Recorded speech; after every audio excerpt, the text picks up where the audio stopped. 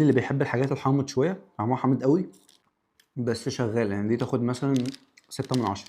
ده منتج معانا اسمه داملا ساور توبس. نفتح دي الاول، تلاقي بالاناناس والمانجا والباشون فروت. متفائل لطعمها، حاسس ان طعمها بقى حلو قوي. دي الباشون فروت.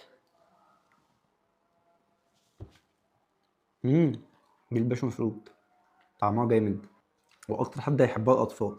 ودي اناناس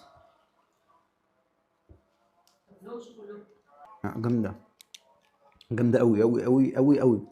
ودي اللي بالمانجا،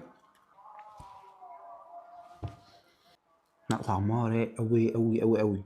فدي بصراحه اديها 10 من 10. التفاح الاخضر نفس الشكل برضه بس لونها اخضر كده.